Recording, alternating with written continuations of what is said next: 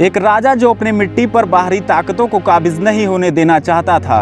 हमने पिछले वीडियो में उसकी कहानी आपको बताई।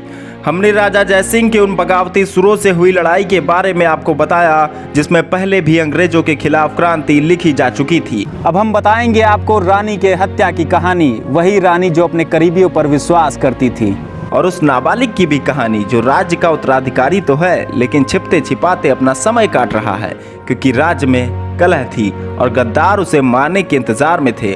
फिर उस क्रांतिकारी की भी कहानी जिसको गोंडा की रियाया अवतारी पुरुष मानती थी और जिसने अंग्रेजों के दांत खट्टे कर दिए। जी हाँ, वही राजा जो ईरान के बिगड़े अरबी तुरंग को अपने बाहुबल से काबू कर लेता है और भारत के 1857 में हुई क्रांति में अपना नाम स्वर्णिम अक्षरों में दर्ज करवाता है। लेकिन उजाले के लिए तो अंधेरे का सामना करना पड़ता है, और यह अंधेरा गोंडा की धरती पर भी उस वक्त छाया जब सिंहासन को लेकर राज्य में कला मचती है। तो चलते हैं हम अपने वीडियो की ओर। टेढ़ी की लड़ाई में गोंडा राजा के बुरी तरह घायल होने पर उनकी मृत्यु हो जाती है, और अब गोंडा की रियासत पर उनकी पत्नी फूलकुमारी बैठी थी। राजा निसंतान थे। कुछ ही दिनों बाद रानी ने उनके करीबी दुनियापति सिंह के लड़के गुमान सिंह को गोद ले लिया। लेकिन गुमान सिंह के चाचा हिंदुपति की काली नज़र गोंडा की गद्दी पर थी। फिर एक दिन जब हिंदुपति की सलाह पर रानी बनकसिया महल जा रही थी तो बिसुही नदी के तट के पास रानी पर बड़ा हमला हुआ, जिसमें रानी की हत्या हो गई और नाबालिग गुमान सिंह जो राज्य के उत्तराधिकारी थे वो बचकर भाग निकले। रानी की हत्या के बाद हिंदुपति सिंह ने गोंडा के राजगद्दी पर अधिकार जमा लिया।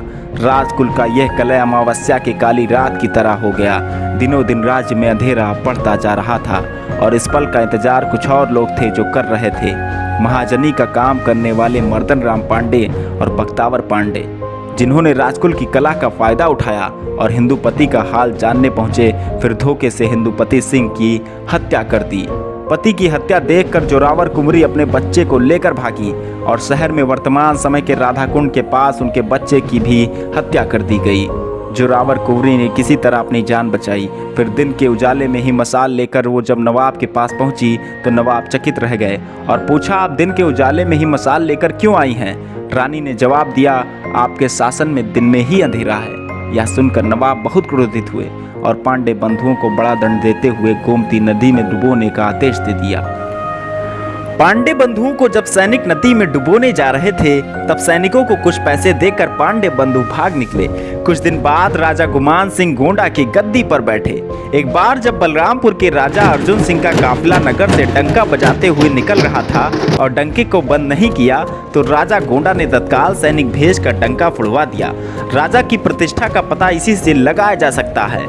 अंग्रेजों ने इस समय तक लगभग पूरे भारत में कब्जा जमा लिया था और अब इंतजार था उस रोशनी का, उस उजास का जो अपने इस मिट्टी का नाम भी इतिहास में दर्ज कराए। इसलिए वक्त आ गया था कि गोंडा को एक शक्तिशाली राजा मिले।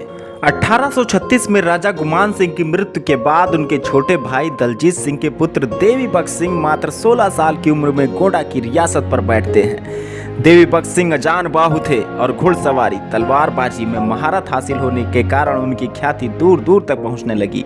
कम उम्र में ही अवध के चहेते हो गए। एक वक्त था जब अवध के नवाब राज्यारोहण के मौके पर लखनऊ के कैसरबाग में जश्न मनाते थे, जिसमें ईरान से कई मेहमान भी आते थे। और उसी समय की बात है जब ईरान से आया नवाब का सबसे पसंदीदा घोड़ा बिगड़ गया और इस कदर बिगड़ा कि उसके नज़दीक भी जाने वाले लोग गाल के गाल में समा जाते थे। उसी समय नवाब ने उसे प्रतियोगिता का केंद्र बनाया। जब पूरा कैसरबाग राज्य रजवाड़े नाजिम और ईस्ट इंडिया कंपनी के कई अधिकारियों से भरा था और सभी इस प्रतियोगिता में प्रतिभागियों को मुंह की खाते देख रहे थे, तभी 18 वर्ष के नौजवान देवी बख्श सिंह ने उस बिगड़े तुरंग के घुड़सवारी की इजाज़त मांगी और इजाज़त मिलते ही देवी बख्श सिंह जैसे ही आगे बढ़े, मनबड़ घोड़े ने हमले की स्थिति बनाई और तेजी से झपट्टा मारा, लेकिन राजा को छू ना सका। दोनों पैर उठाते हुए जब दूसरी बार भी सफलता न मिली तब घोड़ा झल्लाते हुए खड़ा हो गया और अपने कड़े हुए पैरों को हुमासना चाहा। लेकिन इस स्पर्धा के सन्नाटे में राजा ने इतना जोर से डांटा कि नवाब की बर्छी हाथ से छूटकर गिर गई और राजा ने आगे बढ़कर उसके गर्दन के बाल को पकड़ लिया और घोड़े पर चढ़ गए। बिगड़े तुरंग ने पहले तो राजा को गिराना चाहा, लेकिन जब कोशिश नाकाम हुई तो घोड़े ने राजा को जीत की सहमति दे दी और फिर राजा ने घोड़े पर बैठकर पूरे नगर का चक्कर लगाया। देवी बख्श सिंह के इस करतब ने नवाब साहब को बहुत प्रभावित किया। नवाब ने झट से राजा गोंडा को गले लगाया और अपनी शाही तलवार के साथ 22 रियासतों का अगवाकार घोषित कर दिया। राजा गोंडा के बाहुबल को कार्यक्रम में मौजूद राजा भदावर भी देख रहे थे। उन्होंने अपनी बेटी का विवाह राजा देवी बख्श सिंह से कर दिया और राजा ने लखनऊ में गोंडा का खूब मान बढ़ाया। राजा देवी बख्श सिंह के वैवाहिक संबंध राजा चरदा और पयागपुर राजा के यहाँ भी हुए और राजा देवी बख्श सिंह घाघरा पार के सबसे मजबूत राजा बनकर उभरे। देखते ही देखते गोंडा का वैभव अपने चरम पर पहुंचने लगा। गृह कलेश से जर्जर हुए गोंडा की स्थिति अब सुधरने लगी थी और कई रियासतों में बढ़ती ख्याति के कारण गोंडा राजा अब गोंडा महाराज हो चुके थे। लेकिन दूसरी तरफ अब लखनऊ पर संकट के काले बादल घिरने लगे। अंग्रेजों और गद्दारों की मिली भगत से अवध अब ब्रिटिश आगोशों में समाने जा रहा था। हजारों लोगों के खून से अब अवध की भूमि रक्त रंजित होने जा रही थी। लखनऊ में सत्ता के अपहरण की पूरी तैयारी अंग्रेज कर चुके थे, जिसकी कहानी हम आपको आगे बताएंगे।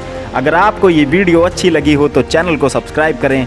गोंडा के इतिहास से जुड़े अनसुने किस्से, 1857 की क्रांति में गोंडा की महत्वपूर्ण भूमिका और अवध का गौरवशाली इतिहास हम आपको बताएंगे हर सोमवार रात 8 बजे सिर्फ इंटरनेट की आवाज़ के यूट्यूब चैनल पर।